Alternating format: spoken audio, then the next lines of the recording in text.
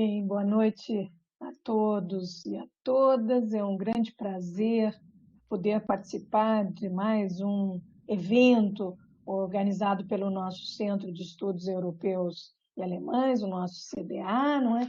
Que é um centro de ensino, pesquisa e informação sobre temas europeus e alemães, aqui que une a URGS e a PUC, não é?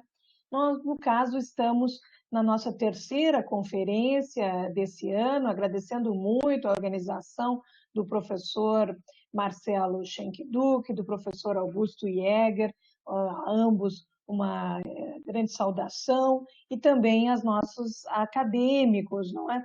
A Heidi Hoffmann e também a mestranda Graziella Harf, que fazem parte desse projeto piloto que nós temos na Universidade Federal do Rio Grande do Sul, que é um mestrado em Direito Alemão e Europeu.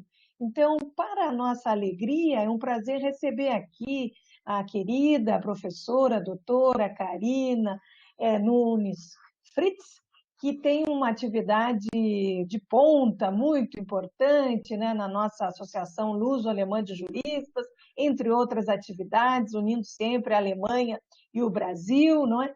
E o tema que ela nos traz é justamente um tema do direito alemão, mas é um tema de ponta, um tema muito interessante. Então, queria agradecer em nome do centro e dizer que o centro está aberto a colaborações, a pesquisas com a sua universidade atual e outras, né?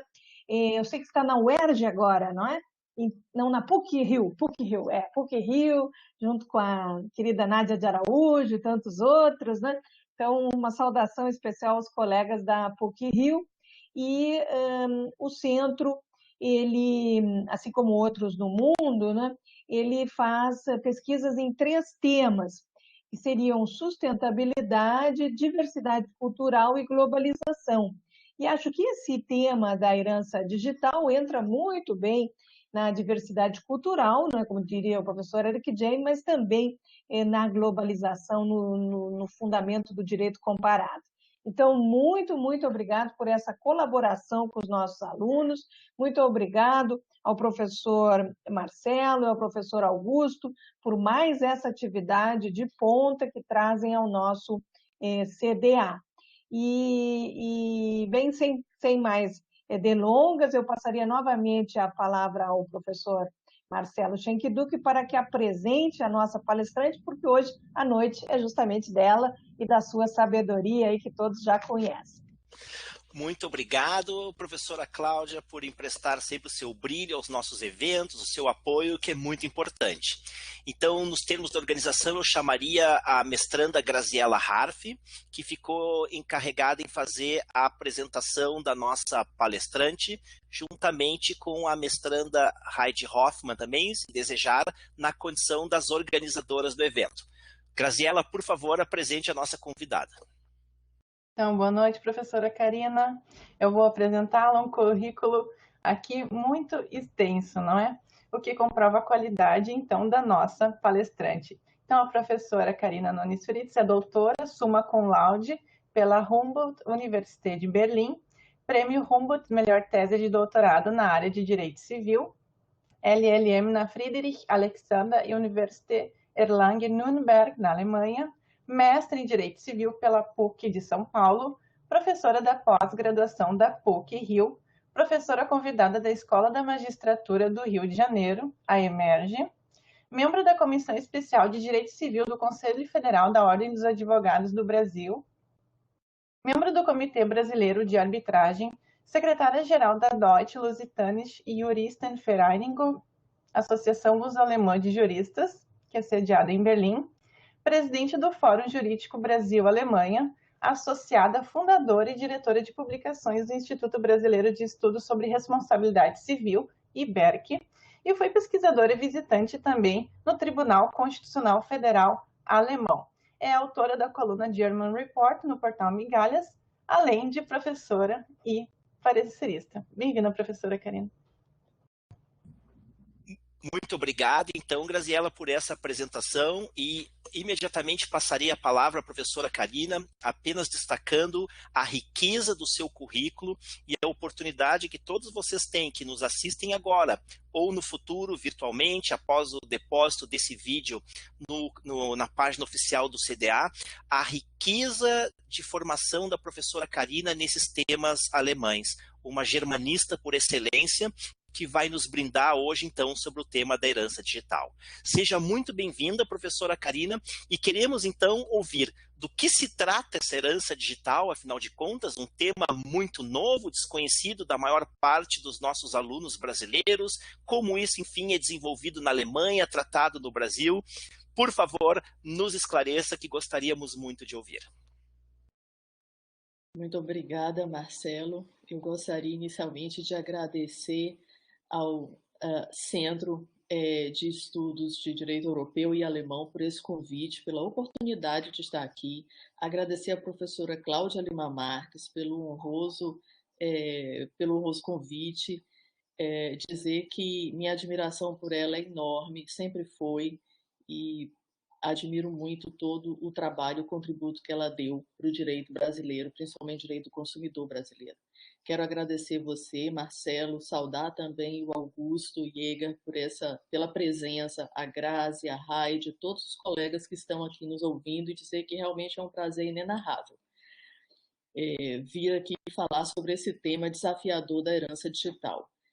Para a gente começar nosso bate-papo, né, vamos primeiro dizer, quando eu falo em herança digital, do que se trata, né? A grande questão é quem vai ficar com os nossos bens digitais, que nós amealhamos ao longo da nossa vida, né, do mundo digital, sejam eles livros digitais, arquivos de músicas, canais de vídeos, blogs, e-mails, mensagens, né? Postagens, fotos, vídeos, os nossos perfis nas redes sociais. Enfim, todas essas informações que nós deixamos na internet atualmente, né? E esse problema se potencializou, digamos assim, com a pandemia, que nos forçou a viver bem mais intensamente no mundo digital. E não temos ainda uma perspectiva concreta, né, de ver quando isso vai ter um ponto final. Mas, enfim, essa é a grande discussão. Quem vai ficar com esses dados, né? Existem duas correntes aqui no Brasil. A primeira delas, que eu não sei se a gente poderia dizer que é majoritária, mas digamos que pode ser, talvez, majoritária, ou pelo menos era mais divulgada. A primeira corrente é a corrente da intransmissibilidade. Diz o seguinte, olha, esses bens, né, digitais, essa herança digital, ela não é automaticamente transmitida aos herdeiros como é a herança analógica. Aqui é necessário fazer uma distinção entre conteúdo patrimonial dessa herança, né? Aquilo que é conteúdo patrimonial, que tem um caráter patrimonial, se a gente pensar aqui, por exemplo, contas bancárias, obviamente, investimentos tal, e assemelhados, e essa não há muita discussão sobre isso, de que isso efetivamente deve ser transmitido aos herdeiros, né? Mas a gente tem que separar o conteúdo patrimonial do conteúdo existencial. E aqui já começa a grande discussão em saber o que é conteúdo existencial. Aqui no Brasil se diz que, por exemplo, e-mails, WhatsApp, senhas de celular, os perfis na rede social, né? Se a gente pensar Facebook, Instagram, LinkedIn, tudo isso, em tese, entraria no conceito de conteúdo existencial e não seria transmitido aos herdeiros, né? A segunda corrente, a qual eu me filio, essa corrente, na verdade, era mais divulgada, difundida aqui no Brasil, mas ela já é antiga lá na Europa, né? Pelo menos desde 2005, 2006, mais ou menos, que se discute essa questão. E a segunda corrente defende a transmissibilidade da herança digital da mesma forma que a herança analógica, né? A regra é: transmite-se tudo aos herdeiros, salvo se houver manifestação expressa, manifestação livre de vontade do falecido, negando a transmissão, né? Então, essa corrente, ela foi encampada, digamos assim, pelo BGH, o Bundesgerichtshof na Alemanha, equivalente ao nosso STJ, em uma decisão de 2018, que é considerada o lead case na Europa sobre herança digital. É o caso da garota de Berlim. Eu vou já tratar dele. Mas, em suma, acho que a gente já pode até adiantar para pegar o gancho, aproveitar o gancho. O caso era muito simples. Ele envolvia a conta de uma adolescente que faleceu no acidente do metrô de Berlim, a conta dela no Facebook, né? Ela se acidentou no metrô de Berlim e os pais queriam ter acesso à conta para saber se tinha sido um acidente, porque havia suspeita de suicídio, né? Acho que ela tinha alguns problemas no colégio e havia suspeita de suicídio. Então, os pais queriam entrar na conta para examinar, ver se eles encontravam alguma pista para explicar o falecimento da garota. E também tinha um processo do condutor do metrô, né, do trem que atropelou a moça, que entrou com o processo pleiteando dano moral pelo abalo que ele sofreu. Então, os pais queriam também se defender, digamos assim, no processo judicial. Eles não queriam continuar a usar a conta da garota. Não queriam fazer postagens, continuar efetivamente a usar ativamente a conta. Eles queriam apenas acessar a conta e pegar todos aqueles dados que estavam lá dentro. E o tribunal, o BGH, deu a seguinte decisão, disse que efetivamente os pais têm esse direito, permitiu, né, o acesso pleno dos pais. Houve, inclusive, essa sentença eu até comentei, publiquei um artigo sobre ela, comentei também na coluna do Migalhas, e recentemente eu comentei uma outra decisão do BGH relacionada ao caso. Por quê? Porque estava se discutindo agora uma multa por descumprimento de sentença, porque a ordem foi clara para o Facebook liberar o acesso dos pais. Mas o que o Facebook fez?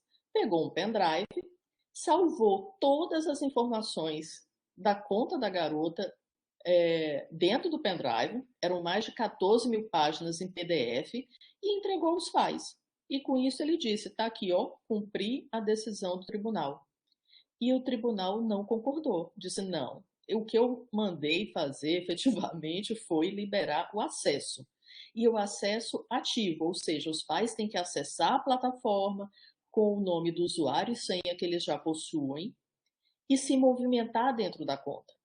E isso eu acho que é um aspecto muito interessante, porque mostra efetivamente que o tribunal vai exigir de plataformas como o Facebook o cumprimento efetivo do direito à herança, o respeito ao direito à herança das famílias, principalmente, né?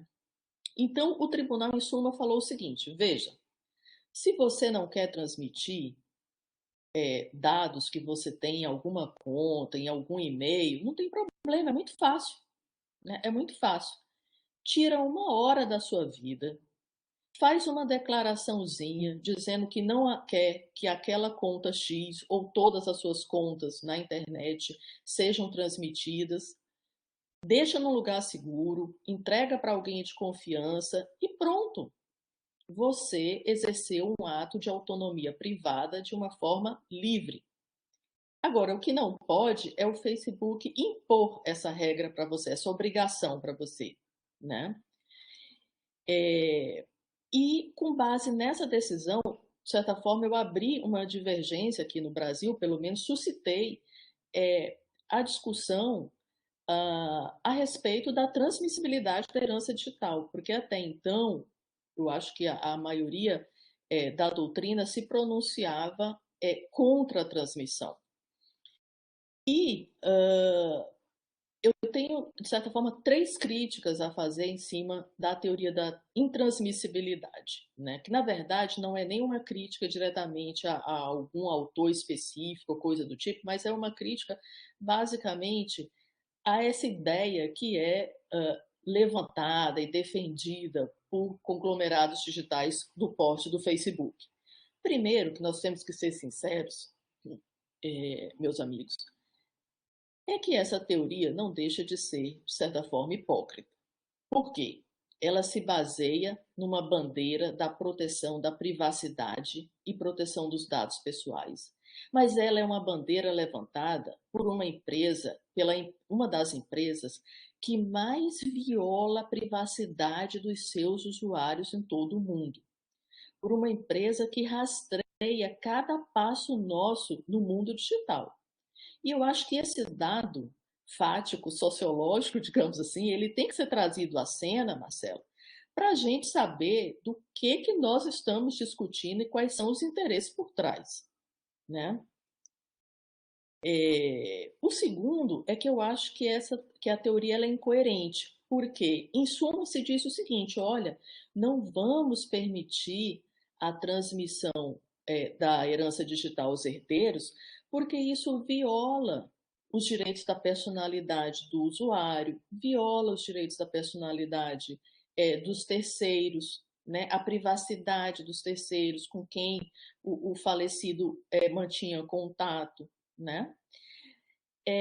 Esse conteúdo existencial, a família não pode invadir, não pode violar, né? Mas veja, quando eu digo isso e eu impeço a família de ficar com esse conteúdo, eu estou autorizando, chancelando ao Facebook a ficar com esses dados, né? Então, é incoerente, porque ela atribui justamente ao Facebook os dados existenciais que eles pretendem proteger dos herdeiros, que seriam supostamente uma invasão indevida dos terceiros, né? Então, isso para mim não é uma incoerência valorativa. Como é que os meus dados existenciais, os dados existenciais do usuário falecido, que são tão importantes a ponto de eu quebrar a regra da transmissão universal, impedindo os herdeiros de ter acesso, né? Eu vou deixar logo com quem? Com o Facebook?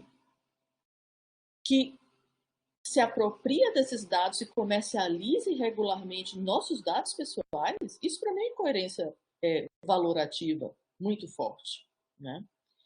E eu tiro a família, principalmente a família, né? Porque via de regra é a família, quando a gente fala dos herdeiros, é o núcleo familiar, até porque a gente não tem tradição de fazer testamento, né? Eu tiro a família da posição jurídica de herdeiro e coloco o Facebook, né? Então a gente cria, sim, uma espécie de uma nova categoria de herdeiro no ordenamento, é o Facebook herdeiro, né? Então eu acho isso muito incoerente, até porque a gente tem que ser sincero e admitir o seguinte: a briga em torno da herança digital não é uma briga pela proteção da privacidade ou da intimidade. Essa é a bandeira defendida pelas grandes big techs, mas não é essa a questão. A briga é a briga para saber quem vai ficar com esses dados pessoais do usuário falecido e de toda a rede de contatos que ele tem. Quem vai ficar e, obviamente, quem vai comercializar, quem vai monetizar isso daí. Essa é a grande discussão, né?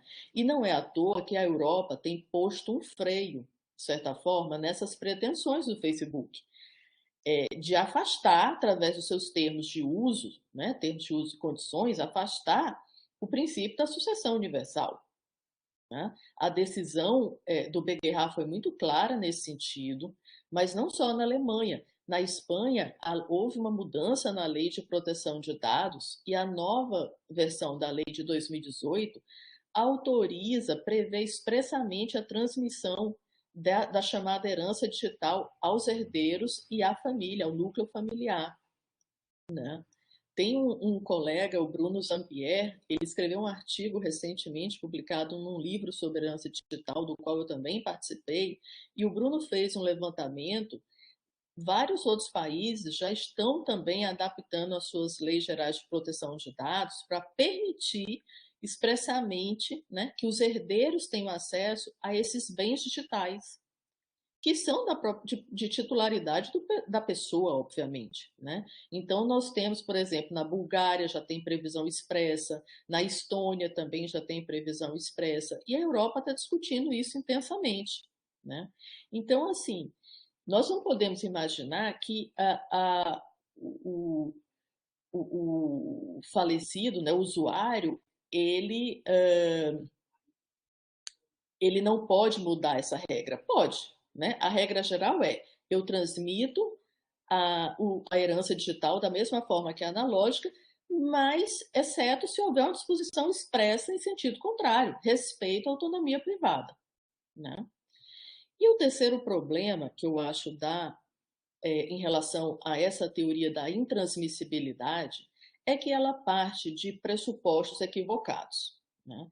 Então, eu gostaria agora de desfazer, digamos assim, ou pelo menos desfazer alguns mitos, ou então jogar para vocês, para a gente refletir sobre alguns discursos que são muito comuns, mas que eu acho que a gente tem que refletir sobre isso. Primeiro, não pode haver a transmissão porque não tem regra expressa disciplinando o problema, né? Vejam, o Código Civil prevê o princípio da sucessão universal. Ou seja, no momento da morte, toda a herança, e aqui o Código Civil, isso foi uma coisa que o tribunal alemão salientou, o Código Civil não faz distinção entre herança analógica e digital. Toda a herança é transmitida aos herdeiros no momento da morte, né? Então, o raciocínio é exatamente o contrário. Há uma regra explícita, expressa. Enquanto não houver uma regra específica diferente dizendo que a herança digital não será transmitida, vale a regra do direito sucessório. Isso é uma questão de interpretação literal da lei, né? E até sistemática. Um segundo mito que eu acho, né? Porque não se deve permitir a transmissão, porque essa transmissão viola a privacidade do usuário e dos terceiros interlocutores, né? Esses têm uma expectativa maior de privacidade no mundo digital. Veja, aqui eu nem vou falar mais da questão da hipocrisia do Facebook de vir sustentar esse tipo de argumento, né? O que eu acho e que o tribunal alemão colocou com muita precisão é que, veja, a gente tem uma expectativa, quando você tem uma conta no mundo digital, você tem a expectativa de que terceiros e estranhos não invadam a sua conta indevidamente, que a plataforma não vaze, não permita, né, que sua conta seja hackeada, ou seja, que terceiros estranhos entrem e acessem as suas comunicações, as suas mensagens, fotos, etc. e tal. O que acontece é que os herdeiros não são terceiros estranhos. Os herdeiros são legitimados pela ordem jurídica para suceder o falecido. E isso o Beguerra colocou de uma forma muito precisa e feliz, eu achei, né? Mas aí, professora, o terceiro fica desprotegido? Não. É muito simples. Basta que o titular da conta, se ele tem efetivamente mensagens extremamente íntimas, sigilosas, que ele não quer que ninguém acesse, até para proteger o interlocutor, basta ele deixar escrito que não quer. Olha, aquela minha conta do Gmail não é para ser transmitida a ninguém, é para ser deletada. Ótimo. Fora isso, os terceiros têm um outro mecanismo de tutela que o ordenamento jurídico já fornece, o pleito indenizatório. Qualquer informação que for divulgada indevidamente pelos herdeiros ou que cause danos, o terceiro pode ser ressarcido, né, compensado nessa dor moral. É um mecanismo de tutela que é extremamente comum no nosso ordenamento jurídico. Então, o terceiro não fica desprotegido, né? Agora, nesse ponto aqui, fica aquela pergunta, a famosa pergunta, Marcelo, de $1 milhão, né? Por que a privacidade do falecido é violada quando a família acessa a conta, né? Mas quando um terceiro estranho, por exemplo, como o juiz que vai ter que acessar, para ver o que é conteúdo existencial e conteúdo patrimonial, por que não há uma violação da privacidade? Porque para eu fazer a distinção entre conteúdo patrimonial e existencial, alguém tem que fazer esse trabalho. Alguém tem que fazer a autópsia dessa conta. Vai ser o juiz, já assoberbado de trabalho? Vai ser um perito? Com base em quais critérios objetivos ele vai dizer essa foto aqui tem conteúdo existencial? Não há nem consenso na doutrina sobre o que é conteúdo existencial ou não, né? Vai ser uma empresa especializada, porque agora já tem até empresas querendo se especializar em fazer essa triagem, o que é conteúdo patrimonial e o que é conteúdo existencial. Quer dizer que quando a empresa invade a minha conta, entra na minha conta, não há violação de privacidade. Agora, quando os herdeiros acessam, aí há. Isso para mim não é lógico, né? Porque o conteúdo íntimo e sigiloso é o mesmo. Né? E por que esses terceiros estranhos ao falecido têm uma legitimidade maior do que a família? Só porque esse material está armazenado numa plataforma paga de uma empresa privada? Né?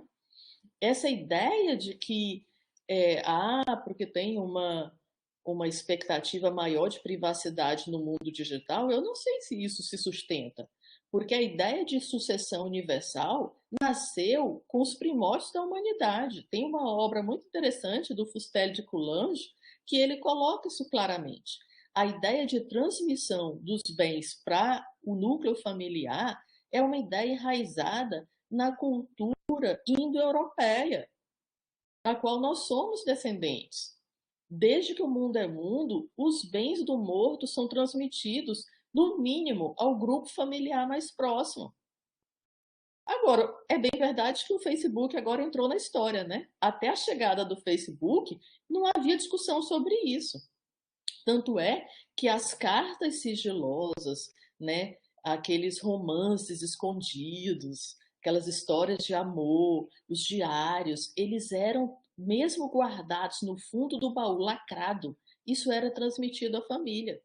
E o Beguerrat coloca isso de uma forma muito feliz quando ele diz, ora, se é assim no mundo analógico, com um baú lacrado, dando a entender que o falecido queria uma proteção, né? Queria uma privacidade, mesmo assim é transmitido, por que não vai ser uma conta só porque ela está na nuvem, armazenada numa plataforma de uma empresa? Uma plataforma paga, porque não é gratuita, a gente sabe hoje disso, né? Então, esse é um ponto que eu acho realmente extremamente frágil nessa teoria da intransmissibilidade. Outro argumento, que inclusive foi utilizado recentemente pelo Tribunal de Justiça de São Paulo, num processo julgado ainda há alguns meses atrás, que negou o acesso à conta da mãe, né, de uma garota falecida também. O Tribunal de Justiça disse o seguinte, em suma, olha, não pode transmitir não, porque os direitos de personalidade são intransmissíveis e se extinguem com a morte.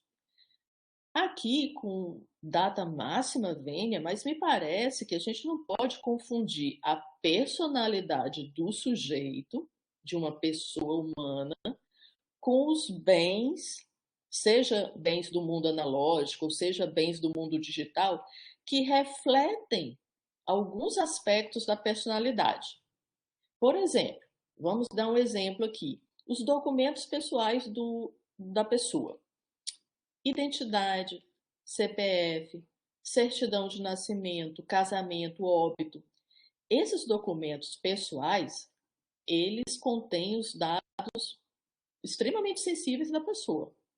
Mas ninguém duvida de que esses bens, esses objetos, eles são transmitidos à família, né? Se a gente pensar, por exemplo, no cadáver do falecido, o corpo, ele é uma parte inseparável da personalidade do indivíduo. Ele não é nem tratado como coisa no ordenamento jurídico e não é transmitido como herança. Entretanto, Se o falecido, se a pessoa não disser em vida qual é o destino que ele quer dar ao corpo dele, nem ele nomear alguém para fazer isso, a decisão vai caber à família, né? Os alemães chamam até, eles dizem até que a família tem o Totensorgenrecht, né? Que é um direito de guarda póstumo, né? Daquele cadáver. Isso vale também para partes corporais que sejam destacáveis, né? Sejam partes artificiais ou biológicas, se a gente pensar em sêmen, óvulos e tudo mais. Ora, se esses bens, que são extremamente sensíveis, são transmitidos, digamos assim, não via herança, mas assim, o cuidado deles pertencem ao núcleo familiar, aos herdeiros, se não tiver família, aos herdeiros. Então, para mim, não há razão plausível para eu impedir que cartas, fotos e documentos digitais não sejam transmitidos pelo simples fato de que eles estão armazenados num servidor pago de uma empresa privada. Porque é disso que se trata, né? Eu alugo espaço na nuvem e esse espaço não é objeto de direito de personalidade. Ele é objeto de um contrato, inclusive, diga-se de passagem, na maioria das vezes, de consumo, um contrato de consumo oneroso, celebrado com o Facebook e o usuário, né? E, além do mais, me parece que é extremamente incoerente eu impedir o acesso dos familiares à conta do Facebook se cabe aos familiares a defesa dos direitos de personalidade pós-mortem do falecido. Está lá no Código Civil. E está lá não é por outra coisa, não. É porque normalmente é a família quem mais se preocupa e mais sofre com qualquer agressão que é feito ao familiar falecido. Então, não é uma regra qualquer que não tem justificativa. Isso tem, né? Um outro ponto que eu acho muito criticável, se diz assim, não, mas acontece que esse contrato, né, é um contrato personalíssimo. Esse contrato entre o Facebook, eu vou tomando aqui o exemplo do Facebook, simplesmente porque o caso da garota de Berlim e o do Tribunal de Justiça de São Paulo tem envolvido o Facebook. Então, vamos trabalhar aqui com o Facebook. Vejam, contrato personalíssimo, a doutrina obrigacional já define isso há muito tempo. É aquele contrato cujos direitos e obrigações eles são moldados de tal forma à pessoa das partes que qualquer alteração subjetiva nesse contrato provoca uma modificação essencial na prestação. Exemplo clássico, o contrato do artista. O artista tem que se apresentar, mas ele faleceu. Obviamente que essa obrigação não vai passar para o herdeiro dele, para os familiares. Um outro exemplo, o contrato médico. Eu tenho um contrato médico, né? Estou fazendo um tratamento oncológico, faleço. Meus herdeiros podem chegar lá e dizer, doutor, já que minha mãe morreu, então agora o senhor me trata. Não pode, porque é um contrato personalíssimo. A prestação ela é feita, talhada para o sujeito. Agora, como é que eu vou chamar um contrato de uso da plataforma digital de contrato personalíssimo se as plataformas como o Facebook sequer controlam a identidade do contratante? Os inúmeros perfis falsos que existem mostram isso, bota por terra essa linha de argumentação. Que contrato personalíssimo é esse que eu não verifico nem quem é de fato o meu contratante? Né?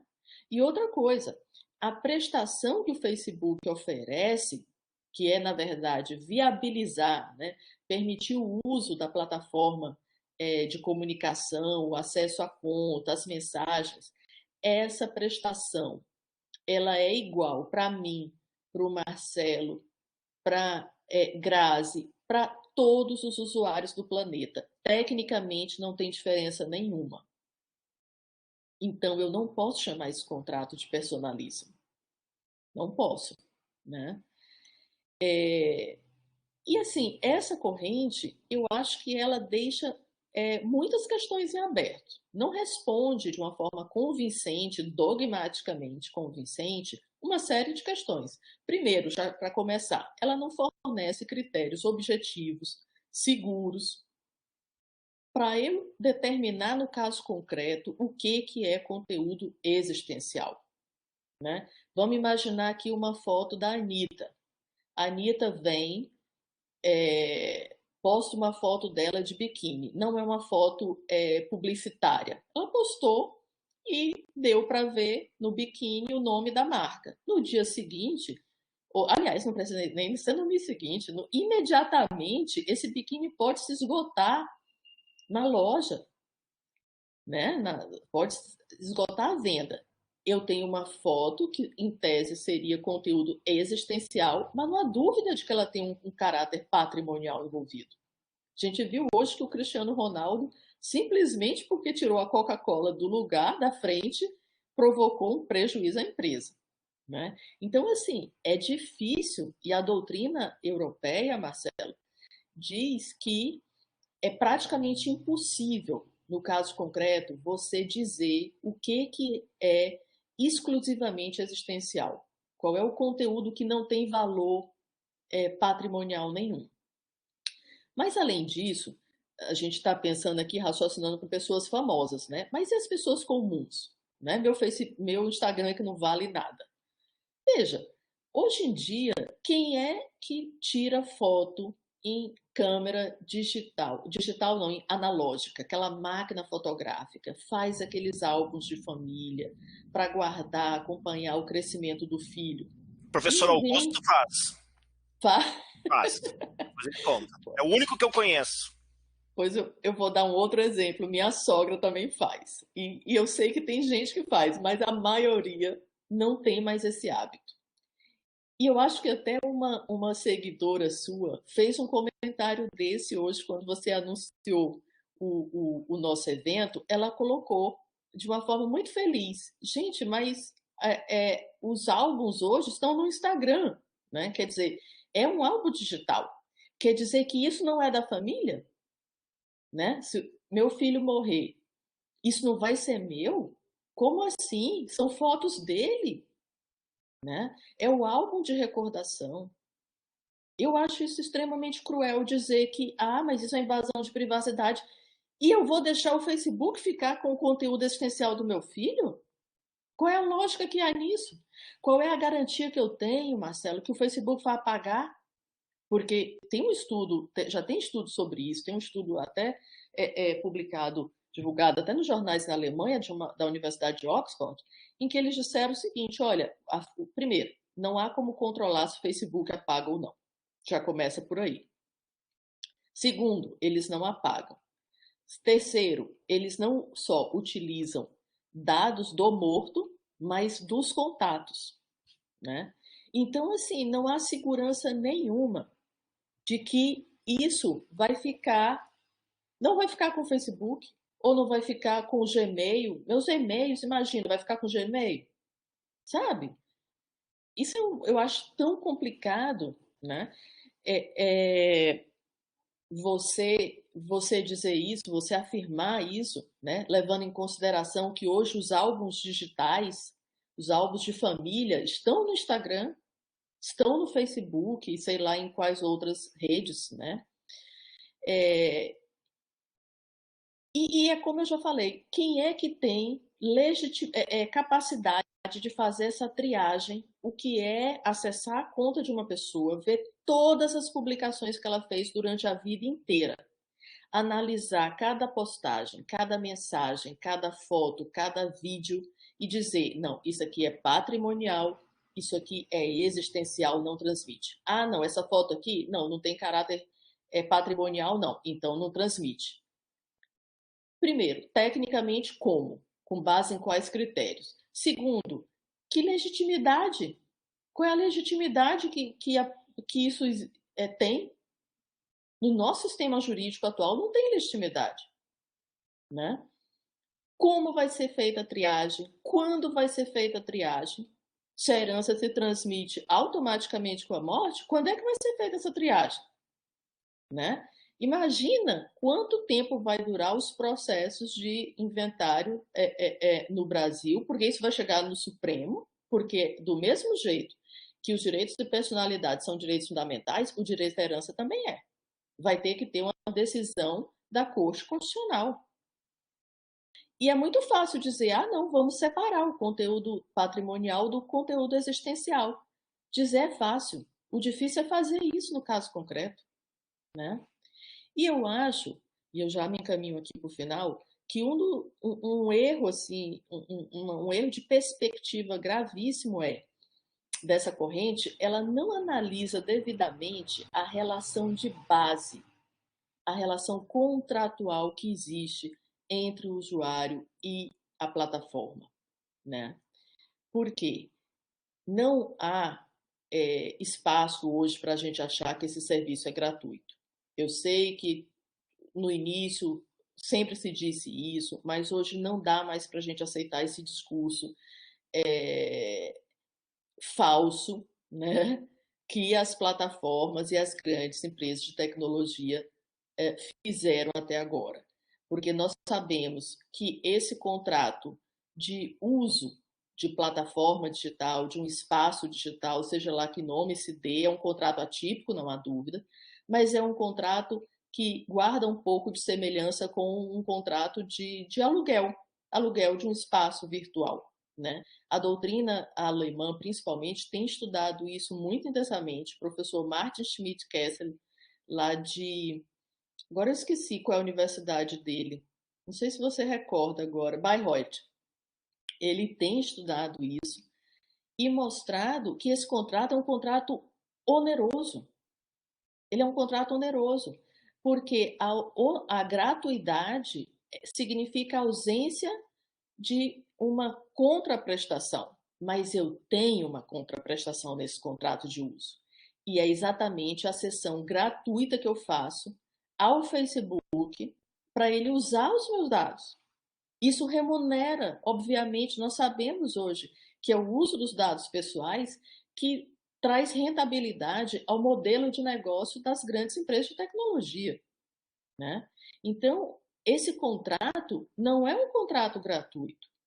Ele é um contrato oneroso, é um contrato de consumo, é um contrato sinalagmático, detalhe, porque eu só acesso à plataforma se em troca eu permitir o uso dos meus dados pessoais. Que não há dúvidas, chovendo molhado a gente dizer que são o ouro do século XXI, os dados pessoais. Isso é até retórico já. Então, sendo um contrato, aqui vem, pelo contrário, o caráter até patrimonial dele, porque é um contrato oneroso. É óbvio que ele vai ser transmitido aos herdeiros, né? No momento da abertura da sucessão. Então, assim, em suma, a crítica que eu tenho feito à teoria da intransmissibilidade é que ela, primeiro, esvazia desnecessariamente o princípio da sucessão universal. Esvazia por completo. Quebra toda a lógica interna do sistema jurídico sucessório. Não só, perdão, no Brasil, como na Alemanha. Ela não fornece critérios objetivos, seguros, para dizer o que é conteúdo existencial. E com base nesse discurso, ela tira a família da posição jurídica de herdeiro, né? E coloca, em última análise, o Facebook, criando uma categoria de herdeiro no ordenamento jurídico, que são as grandes big techs, né? Que não ocupam, pelo nosso ordenamento, elas não ocupam a posição jurídica de herdeiro. Porque se esses bens, eu repito, não forem para a família, isso não vai se evaporar no ar. Isso vai ficar armazenado nos servidores das grandes empresas, não há dúvida disso, né? Quem tem que decidir, na verdade, o destino da conta é o usuário, mas ele tem que fazer isso de uma forma livre. Não é o Facebook chegar e dizer assim, olha, se você não indicar um contato herdeiro, esses dados são meus. Não é assim que a coisa funciona. Porque cadê a liberdade de manifestação, de determinação da pessoa? E outra coisa, esse contato herdeiro é um contato amigo, né, do Facebook, porque ele não faz nada. Ele não consegue mexer na conta. Ele figura lá como administrador só no papel. Na prática, eles não conseguem fazer nada. Então, um contato herdeiro, na verdade, é um contato amigo, né? Amigo do Facebook, não é seu, pode ter certeza, né? E eu acho que, assim, no fundo, as grandes empresas, principalmente o Facebook, estão brigando por dados pessoais. Quem vai ficar? E o Facebook tem que respeitar as regras do direito sucessório dos Estados nacionais, não só na Europa, mas aqui no Brasil também, né?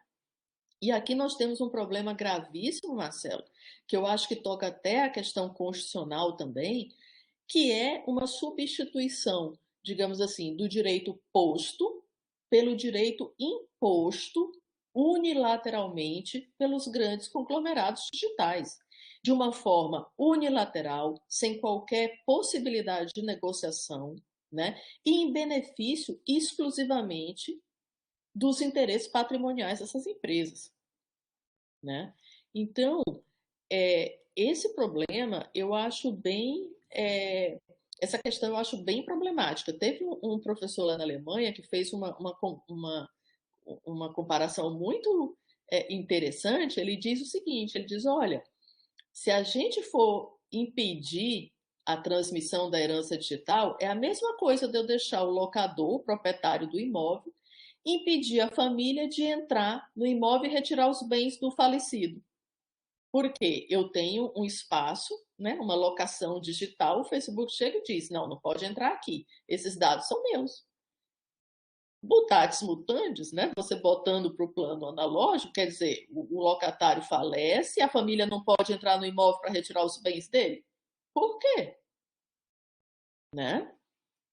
Sem falar, e aqui eu já vou concluir, num aspecto que não é muito considerado, mas que foi levantado nesse estudo de Oxford, que é o risco que pode ser não, que será para a história da humanidade deixar que empresas com fins lucrativos fiquem na posse de dados de gerações de usuários e de uma grande quantidade assim brutal de informações sobre o comportamento, sobre a cultura humana, né?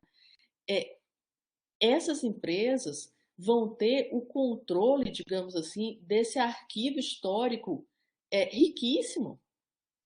Elas é quem vão determinar, inclusive, quem vai poder acessar ou não para fins de pesquisas. Se a gente pensar em pesquisas históricas, sociológicas, né? Olha o risco que isso não é. Então, assim, muita gente empolgada assim, e fascinado com o tema da herança digital diz, o Facebook vai ter a chave de um grande cemitério virtual.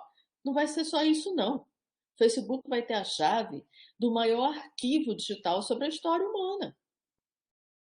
E não há dúvidas de que ele vai saber calcular muito bem, vai saber monetizar muito bem todas essas informações e vai poder controlar quem vai poder acessar e quem não vai. E isso é um risco muito grande. Então, eu acho que por todos os ângulos que você analise a questão, não só do direito sucessório, sobre o ângulo do direito consumidor, sobre o ângulo do direito constitucional e dessa questão da legitimidade, eu acho que todos os ângulos me levam a dizer o seguinte, bem, até que surja uma lei que diga expressamente e que não seja inconstitucional, ainda tem esse detalhe, porque vai ter que passar pelo crivo da constitucionalidade. A transmissão ocorre. Exceto, é muito simples, se você tem segredos, todos nós temos, né? Se você tem, é fácil. Basta você separar uma continha, por exemplo, Gmail, ou então minha conta do Facebook. Deixa um papel, bota um papel, tira 1 hora da sua vida inteira, 1 hora. Pega, assina, coloca um papelzinho, minha conta do Facebook não deve ser transmitida. Chama um cartório, um notário, ele reconhece ali a firma, entendeu? Autentica direitinho, entrega isso, guarda num banco, seguro. Mas assim, toma uma posição, exerce a sua autonomia privada, protege a sua intimidade, protege a intimidade da pessoa que você quer proteger, né, que você não quer expor. É muito fácil. Agora, se você não tem o cuidado durante a sua vida toda de fazer isso, eu lamento, mas eu acho que efetivamente os herdeiros vão ter acesso, né? Então, eu agradeço muitíssimo pela possibilidade de estar aqui fazendo essas provocações para suscitar o debate, né? Suscitar o debate para a gente não ficar sempre naquela repetindo esses discursos que são muito bem levantados, né, pelo Facebook e todas essas plataformas digitais.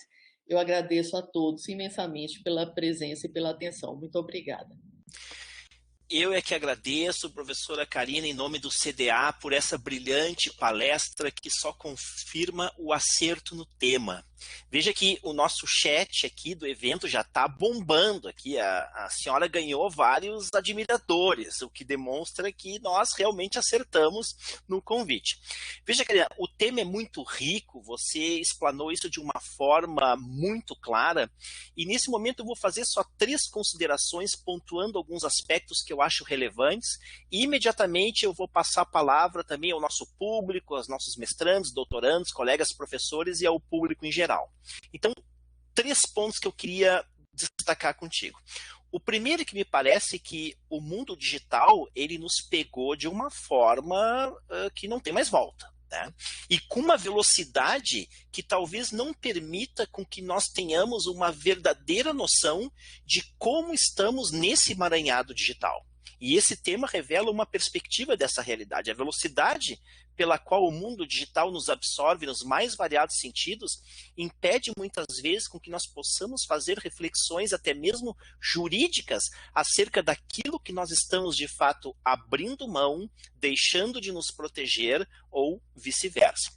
Então, o primeiro ponto que decorre desse esse tema da herança digital, né, colega Graziella também, é um tema transversal no direito, porque ele envolve direitos fundamentais, sem sombra de dúvida, a tutela da personalidade, da propriedade, enfim.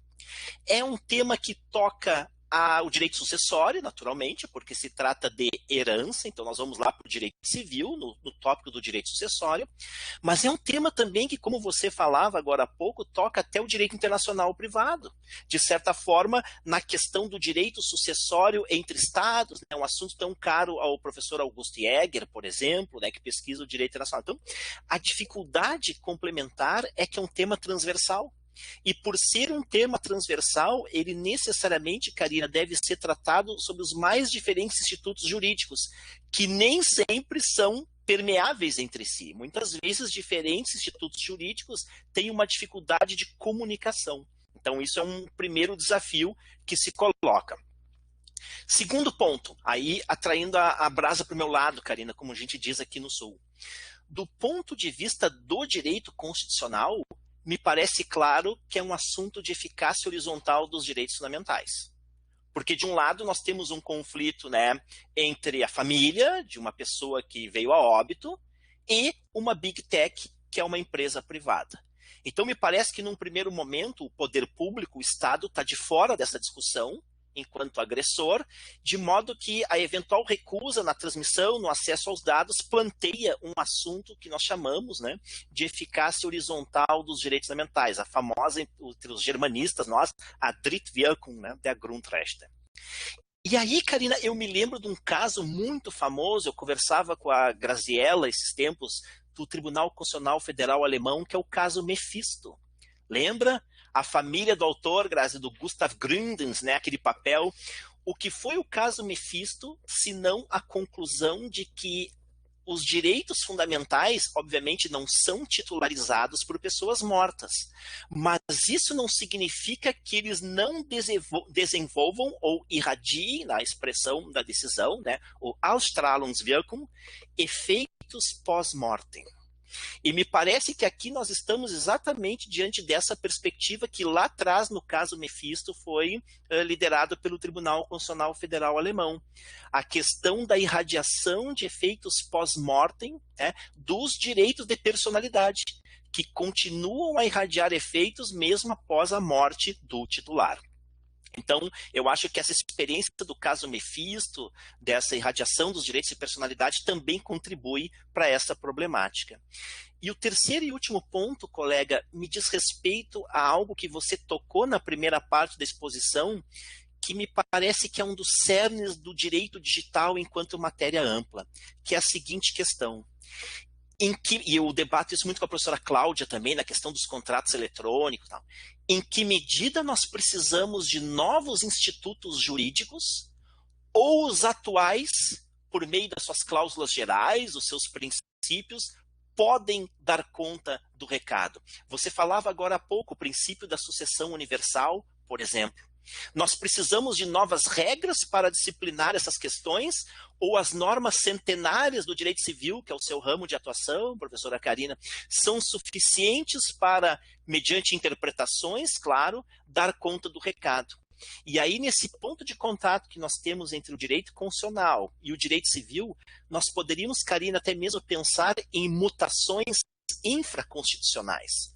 Nós falamos muito em mutações constitucionais, onde você dá uma nova interpretação ampliada a determinadas normas, sem mexer no texto, para que se atinjam novas situações que, enfim, não eram idealizadas pelo legislador constituinte lá no nascimento da norma constitucional, mas que se enquadram perfeitamente no seu espírito, né? Por exemplo, sigilo de dados, a Constituição fala em carta, telefone.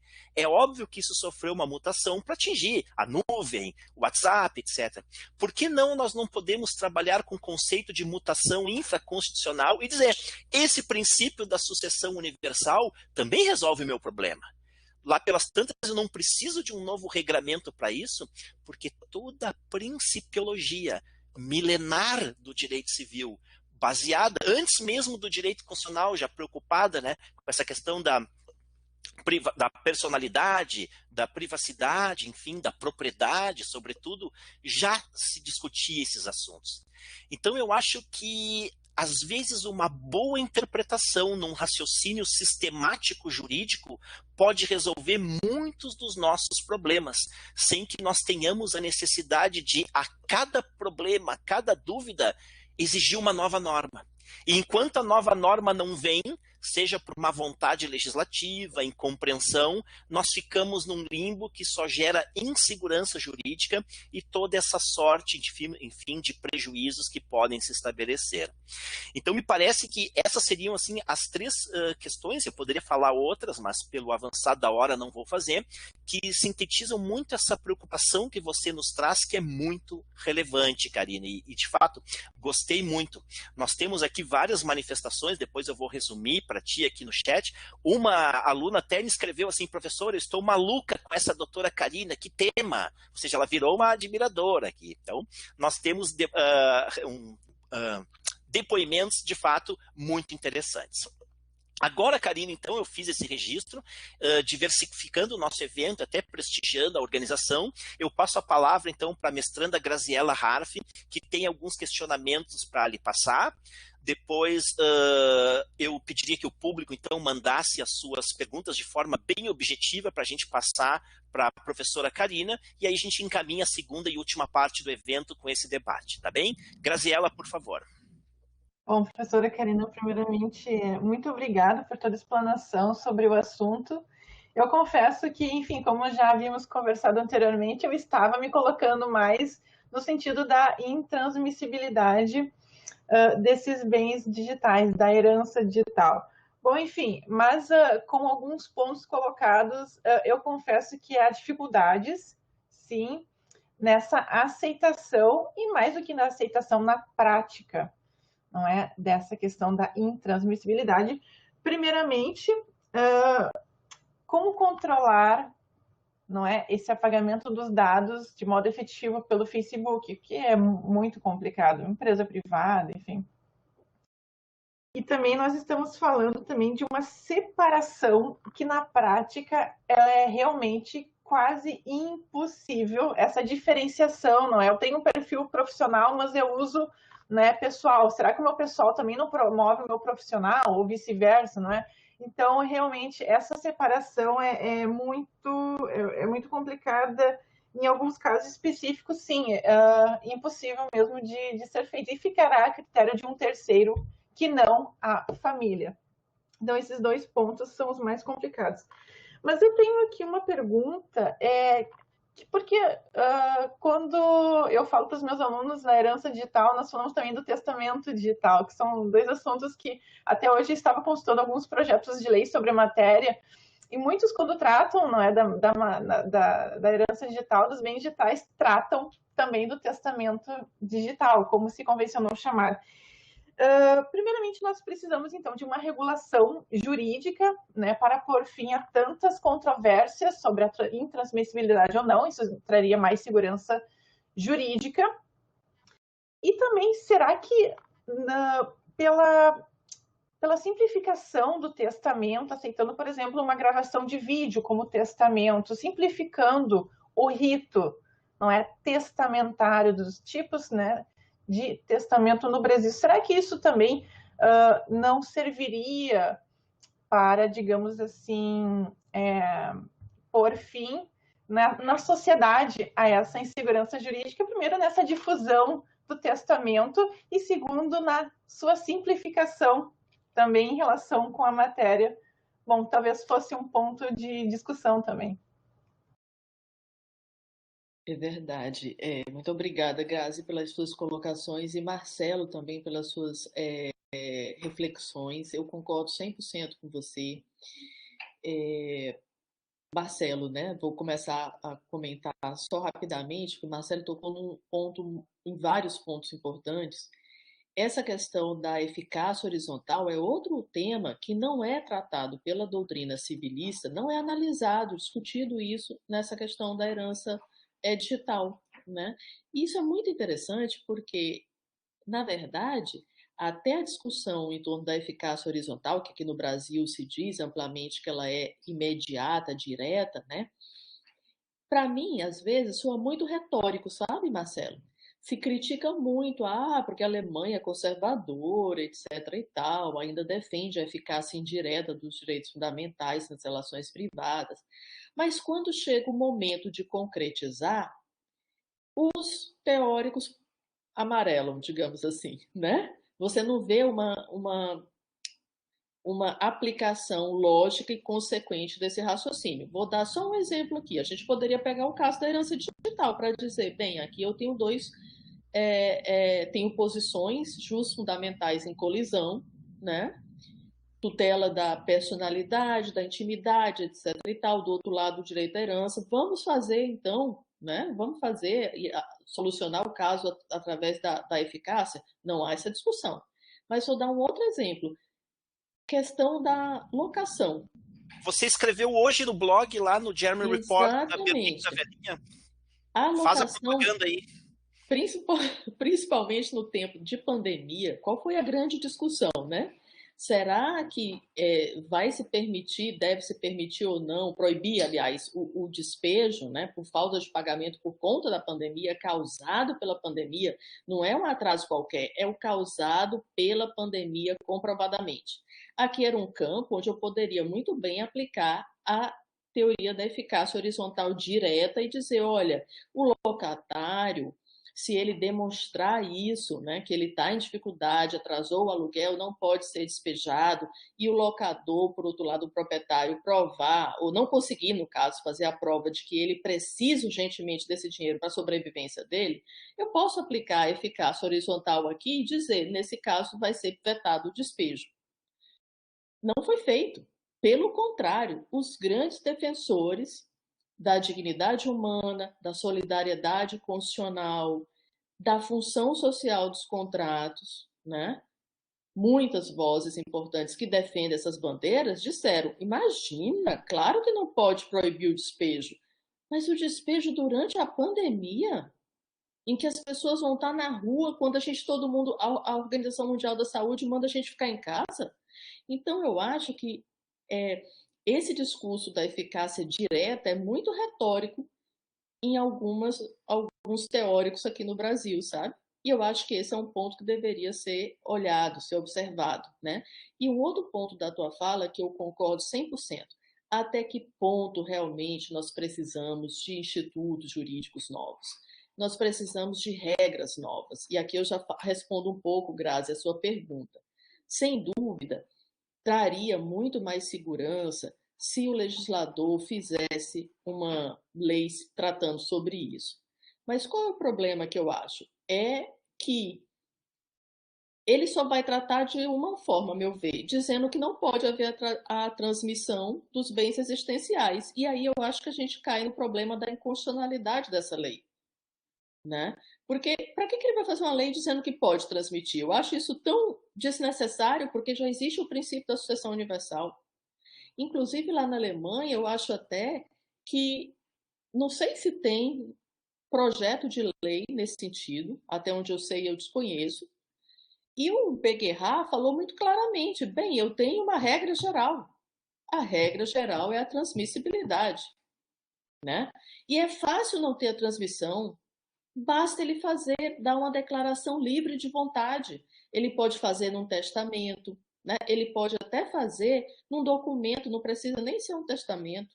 Para que eu vou acionar o legislador para dizer isso, se o Código Civil já me dá respostas? Eu acho que, de fato, não há dúvidas que o direito digital, as novas tecnologias causaram muito impacto no direito, mas nós temos institutos, vamos precisar de leis novas, vamos precisar de institutos novos, mas nós temos institutos tradicionais do direito civil que resolvem o problema. A gente não pode achar que só porque estamos diante tudo relacionado a direito digital precisa lei nova. Daqui a pouco a gente vai ter um código digital aqui, né? E por quê? Porque eu não posso trabalhar mais com analogia, eu não posso trabalhar mais com interpretação extensiva dos institutos, finalísticas, interpretação sistemática. Isso seria jogar a nossa metodologia jurídica no lixo, na lata de lixo. E isso é uma coisa que eu admiro muito na Alemanha. Primeiro, eles procuram adequar esse problema e solucionar com os institutos existentes. Se não tem jeito algum mesmo, aí tudo bem. Aí você entra até na parte mais metodologicamente discutida da criação judicial do direito. E, por fim, chega uma legislação. Mas, assim, eu acho que, por enquanto, a gente ainda consegue resolver, né?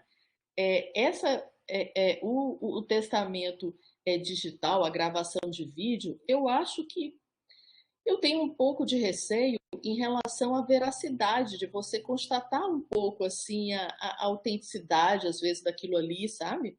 Eu tenho um pouco de receio, mas, enfim, se a pessoa deixar gravado, né, num vídeo que não quer, eu não vejo, em princípio, um obstáculo, né? Eu acho que mais seguro seria uma folhinha de papel guardada, né? Firma reconhecida, já que nós não temos o hábito de fazer o testamento. Eu acho que seria mais seguro. Eu não sei se realmente a gente precisa de legislação. E eu tenho medo do projeto de lei que tem aí, está tramitando no Brasil, né? Nós tivemos projetos, primeiro para dizendo que seria transmitido, foram vários nesse sentido. E agora surgiu um na contramão, dizendo o seguinte, não, só transmite conteúdo existencial. O problema é que o projeto de lei não diz o que é conteúdo existencial. E aí eu tenho um buraco enorme, né? Quer dizer, eu tenho um projeto de lei que não resolve nada, porque a parte mais importante e que é praticamente impossível dizer no caso concreto o que é conteúdo existencial, o projeto de lei não resolve, não soluciona e nem tem como solucionar. Ele só vai fazer o quê? Ele só vai atrapalhar, porque aí ele vai impedir as famílias de terem acesso às contas dos familiares falecidos, aos álbuns digitais, né? Esse vai ser o resultado prático. Então, eu acho... e assim, às vezes, já conversando assim com alguns assessores de parlamentares, tem uma perspectiva, uma visão muito estranha do que é direito à herança, viu, Marcelo? Dizendo que não, direito à herança o legislador deu, o legislador pode tirar. Eu falei, como assim? Direito fundamental, Mas tem que direito respeitar. fundamental, a cláusula pétrea. Então, e o núcleo duro do direito à herança, como é que essa história de que o legislador pode tomar? Não é assim, não. Mas é esse o nível o que ocorre de assessoria, né? É uma liberdade de conformação legislativa, definindo as regras de transmissão. Mas Exatamente. essas regras têm que momento, podem sufocar o conteúdo essencial da garantia, que é o direito a você receber uma herança. Agora, definições, quem são herdeiros necessários, facultativos, quem vai... Muito infraconstitucional, mas são coisas diferentes, né? Foi o que eu disse. Eu digo que você pode colocar no seu projeto de lei, colocando lá o Facebook na categoria dos herdeiros. Sim, sim. Pode, vai ser terrível, nós seremos um motivo de chacota no plano internacional, Claro. né? Mas é a decisão do legislador, pode. Agora, dizer que o legislador reconheceu o direito à herança e pode tomar, isso não existe. Não, isso não existe. Isso não existe. Muito bom. Professor Augusto, o senhor teria alguma questão para a professora Karina? Antes de passarmos para o público ali, algumas perguntas? Me cumpre apenas cumprimentar a palestrante e o tema que foi escolhido, né, muito brilhantemente por esta equipe toda aqui. Eu tenho dúvidas, escutei atentamente a palestra, mas tenho muitas dúvidas, né? Eu acho que a herança digital, ela permitiu coisas que outras heranças não permitiram, como, por exemplo, a confidencialidade, a privacidade, os direitos de personalidade. Por exemplo, nos bens imóveis, isso, na nossa teoria brasileira, não pode. Você tem que levar a registro. As procurações públicas, os ofícios públicos, as coisas que devem ser feitas com publicidade, por exemplo, inventário, adoção e outras coisas, elas precisam ser registradas justamente para esta publicidade, né? Os bens, mesmo os móveis que estão em depósito, em bancos ou declarados no imposto de renda, quer dizer, você conseguia chegar lá através do regime sucessório.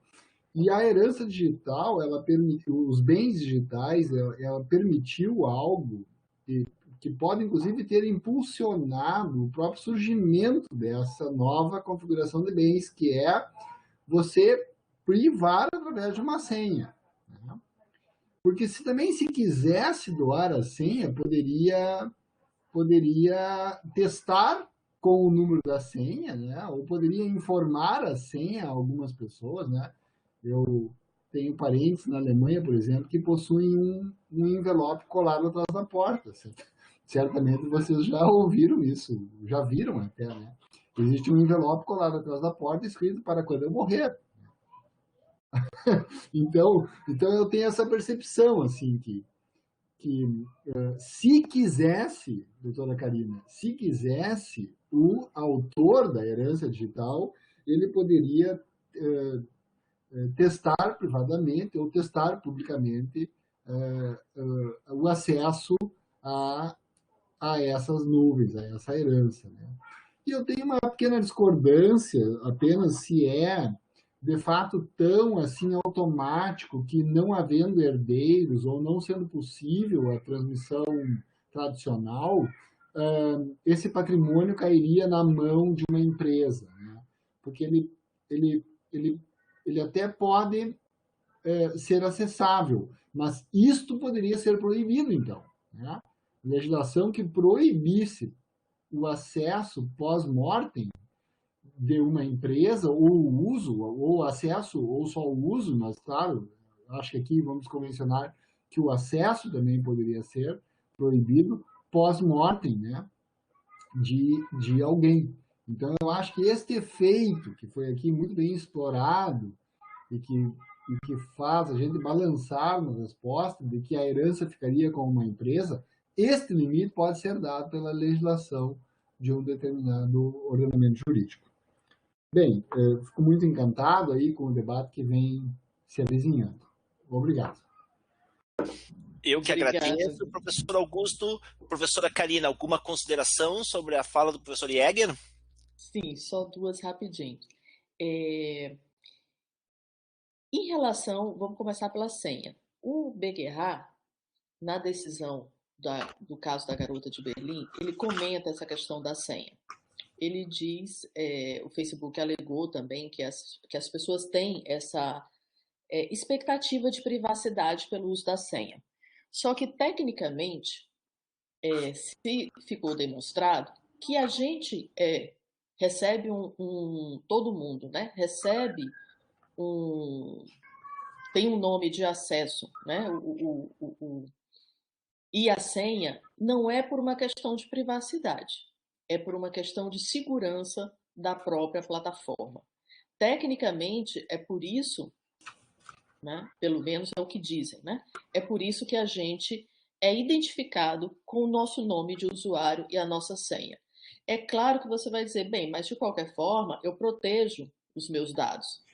Tudo bem, você pode até ter essa sensação de privacidade, mas a gente não pode imaginar, ou pelo menos eu acho que eu tenho dúvidas de dizer, Augusto, que essa senha ela tem esse papel de dizer que eu presumo que não vai ser transmitido.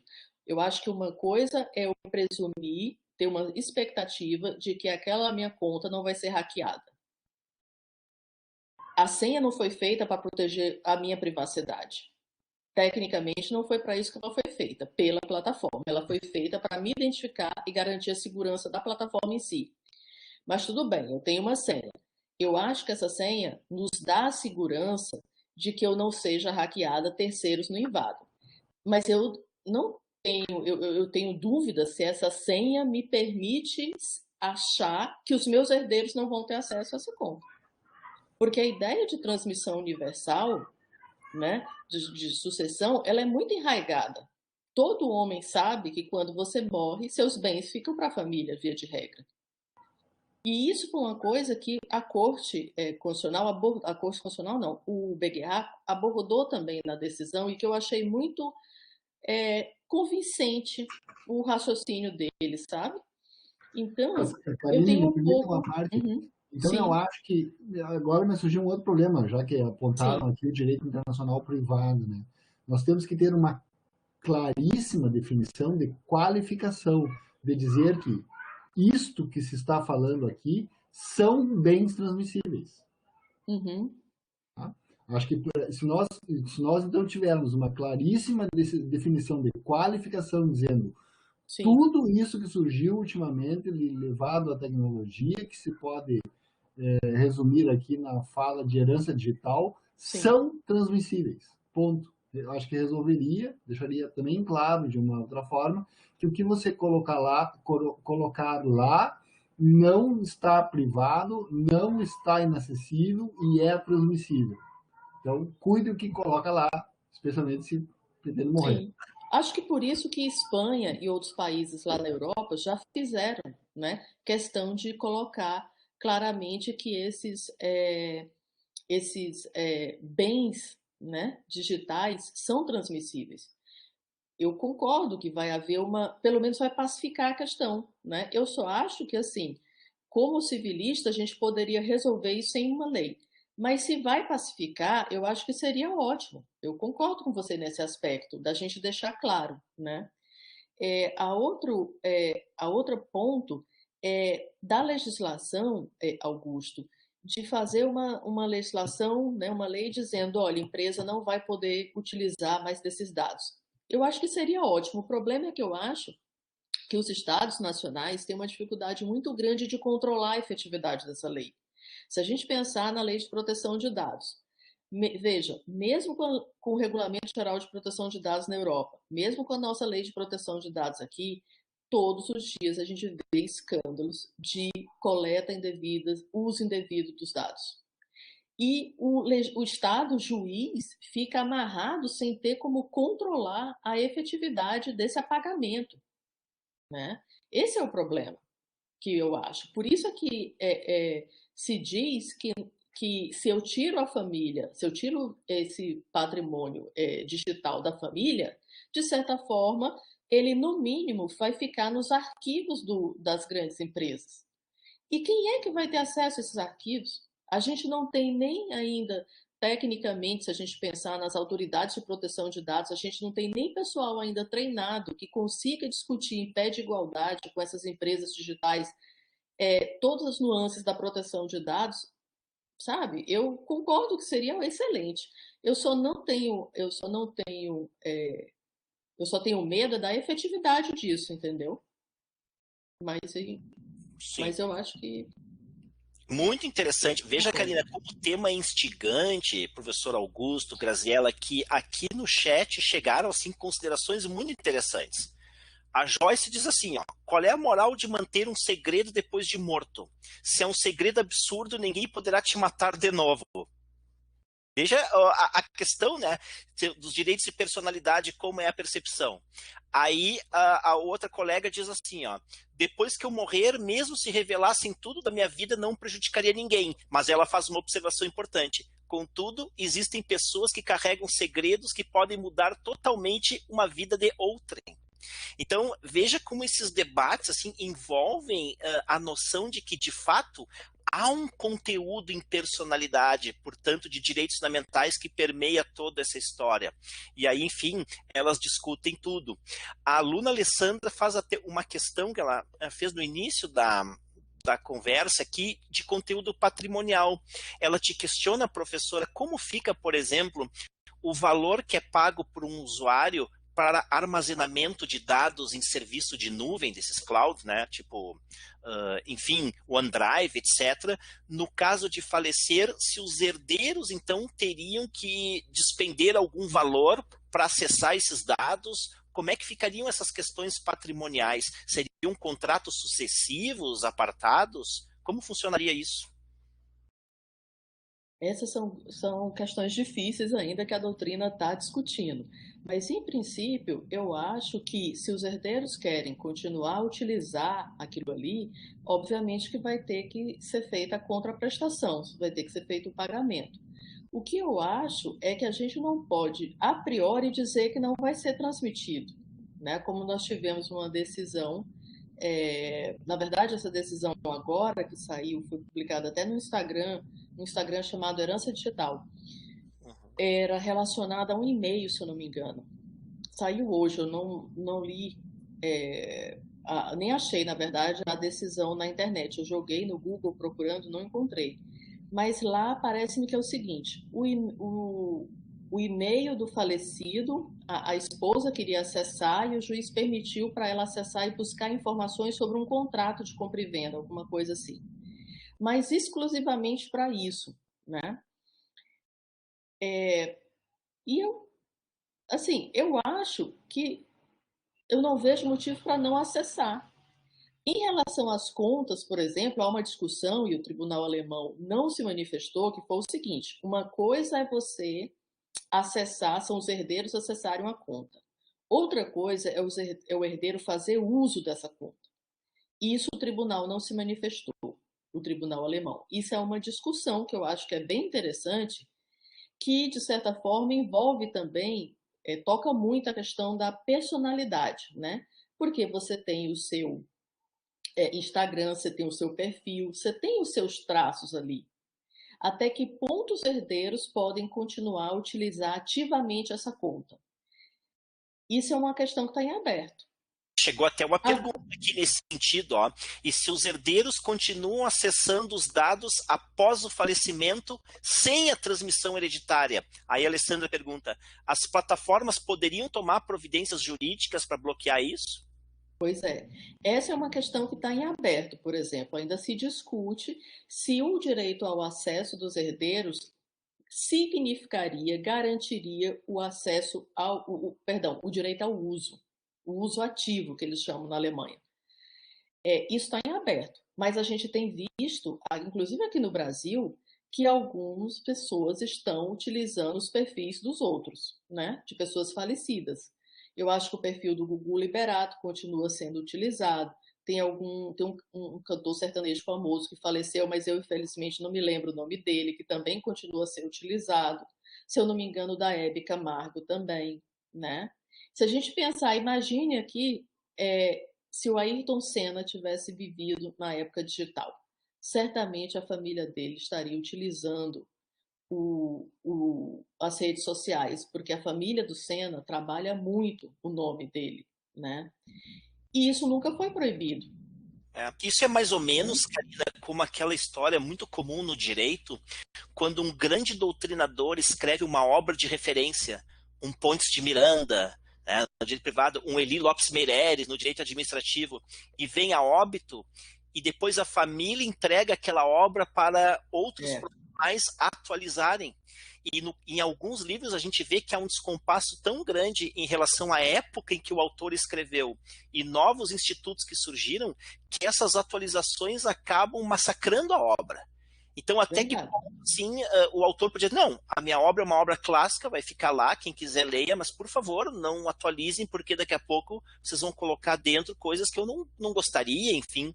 É mais ou menos esse sentimento geracional, né, de direitos de privacidade, não só privacidade, mas de personalidade, em que medida eles podem ficar se comunicando geração após geração, sem nenhum limite. Eu acho que isso é uma das perspectivas interessantes também. Isso eu acho bem interessante, porque não há consenso ainda. Acho que o Beguerra deu graças a Deus, porque ele não precisou se manifestar sobre isso, porque na inicial, desde o início, a família queria apenas retirar, né, entrar na conta, procurar essas informações e retirar, salvar aquelas fotos, aqueles vídeos e tudo mais. Então, o Beguerra não foi obrigado a se manifestar sobre o uso ativo. Foi o caso que aconteceu em São Paulo. Em São Paulo, a mãe da moça falecida começou a fazer postagens nas redes sociais. Ela fez várias postagens, até o momento em que alguém comunicou ao Facebook que a moça tinha falecido, e aí o acesso dela foi bloqueado. O Tribunal de São Paulo, a meu ver, ele errou no seguinte sentido: no mínimo, ele deveria permitir que ela retirasse aquelas informações, no mínimo, né, da conta, tivesse aquele acesso àquele material. Sem falar que a fundamentação foi muito fraca, né? Porque dizer simplesmente que não se transmite a herança digital porque os direitos da personalidade são intransmissíveis, isso para mim não explica nada. Isso aí chegou nos tribunais superiores, Karina? Está na pendência de recurso? Ainda não? Ainda não. Essa última decisão é do TJ de São Paulo. Então, eu acho que esse é um debate interessante. Mas, na prática, Marcelo, isso está acontecendo e isso mostra também o quê? Que, tecnicamente, isso é perfeitamente possível. Terceiros podem continuar, no caso a família, pode continuar a fazer a postagem e põe por terra o discurso do caráter personalíssimo, porque uma obrigação personalíssima não pode ser prestada perante outro, né? Então mostra realmente que tecnicamente não há dificuldade nenhuma. O problema é que as empresas não querem, né? E a gente tem que discutir também por que elas não querem. Muito bem. Olha, Karina, eu acho que nós aprendemos muito nessa noite. Eu acho, professor Augusto, que nós cumprimos plenamente o nosso objetivo. Nós estamos chegando a 1h30, mais ou menos, de interação, o que é um tempo já bem aceitável para debater um assunto tão complexo sem exigir demais da nossa convidada, sob pena dela não aceitar nossos convites futuros, né, por excesso de demanda. Então, nesse momento, eu gostaria de, antes de passar a palavra para o professor Augusto Jäger, a quem eu entregarei a deferência de encerrar oficialmente o evento, agradecer imensamente a ti, Karina, por ter aceitado o nosso convite aqui do CDA, sabendo que a tua agenda é super lotada. Agradecer também a organização aqui da Graziella, da Raide, da Ades, sem a qual a coisa não acontece nesses eventos. Agradecer, obviamente, ao nosso público que nos prestigiou. Nós tivemos várias interações no chat e esses eventos são sempre feitos para os alunos, para aqueles que nos acompanham, então também o meu muito obrigado. Então, professor Augusto, considerando o adiantado da hora, eu lhe passo a palavra para fazer o encerramento oficial do evento e agradecer mais uma vez a inestimável contribuição da professora doutora Karina Nunes Fritz sobre esse tema que tem muito a ver com o direito alemão, com direitos internacional privado, direitos fundamentais, enfim, que espelha os nossos objetivos do CDA. Muito obrigado. Da minha parte também, gostaria de desculpar a ausência da professora Cláudia. A professora Cláudia é diretora da Faculdade de Direito no presente momento, que é a primeira mulher que é a nossa diretora da Faculdade de Direito em toda a história centenária da faculdade e diretora do CDA. Teve que se ausentar e me incumbiu de também cumprimentá-la e agradecer a atenção que tivesse conosco nessa noite, né? bem como já referido aqui, esse evento não teria sido possível sem a contribuição e organização da Graziela, da Raide e a coordenação da ADS. Aproveite também, né, professor Marcelo, para dizer que este e outros temas em perspectivas comparadas e o direito alemão serão objeto de uma nossa próxima disciplina, que começa em agosto, no programa de pós-graduação em Direito, em que juntos estaremos, mais uma vez, lecionando aos mestrandos e doutorandos, e certamente teremos a oportunidade lá, professora Karina, de repetir ou renovar esses debates, inclusive com a sua presença, conforme o semestre nos permitir e a pandemia também nos autorizar a partir de agosto. Então, muito obrigado. Nossa saudação ao professor Stefan Grunman, se com ele vier a falar. Também já esteve aqui em Porto Alegre e já tivemos muitas alegrias com a visita dele aqui. Leve os nossos cumprimentos ao professor Grunman, se por acaso encontrá-lo. Uma boa noite a todos, então. Esperamos encontrá-los no próximo evento, que é em breve, né, pela tarde, no dia 23, pela tarde, às 14 horas, com a doutora Rafaela. Temos um título já, professor Marcelo? Seria dia 24, professor. Dia 24, Raide, obrigado. Dia 24, às 14 horas. 24 Poderia anunciar o título, Raide? Raide, apareça para se despedir. Pode deixar. Vou ligar aqui. Já digo o nomezinho aqui do próximo evento. Litigância climática, né? O caso aquele Neubauer versus Germany. Exato. O papel das futuras gerações na litigância climática. Confirma o dia, Raide? Bem certinho? Dia 24, do 6 às 14 horas. Tá, quinta-feira, então. Isso. Olha, eu gostaria, então, de agradecer mais uma vez. Para mim é uma honra estar aqui em Porto Alegre hoje, conversando com vocês, ainda que virtualmente. E, acima de tudo, dar os parabéns pelo CDA, mas não só isso, pelo pioneirismo que o Rio Grande do Sul tem nesse estudo comparado com o direito alemão, que eu acho que é tão importante, né? O direito alemão, às vezes, tem sido tão criticado ultimamente, injustamente, né? Porque é um direito extremamente lógico, racional, justo, né? E eu acho que vocês trouxeram, sem dúvida, os grandes avanços para o direito brasileiro. Sem dúvida, não há, para mim, não há nenhuma...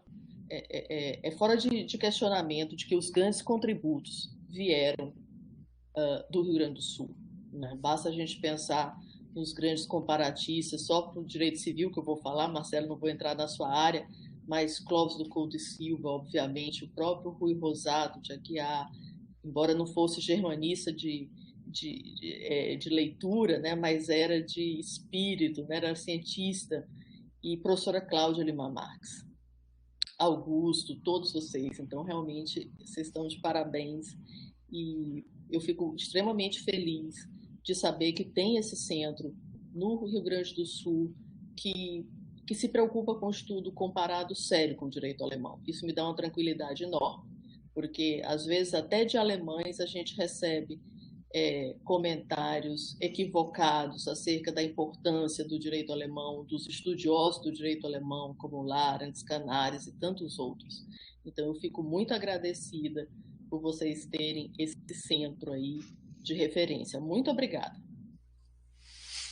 Nós é que agradecemos. Então, professor Augusto, só lembrando que este evento vai ficar disponível na biblioteca digital do CDA. O vídeo vai ser feito o upload em momento oportuno, demora uns dias, né, Raide, até a formatação, mas em breve será mais um dos tantos materiais de estudo que nós obtemos com os brilhantes palestrantes que sempre nos brindam. Professor Augusto, aguardamos o seu boa noite, então. Boa noite a todos. Boa noite. Boa noite, fiquem bem saudáveis. Tchau, tchau. Eu fazem os alemães assim. Os alemães fazem assim. Exatamente. Então tá, lembranças no Thor, professora Karina. Tá bom, hoje ele se comportou. Ele se comportou. Uma boa noite. Fiquem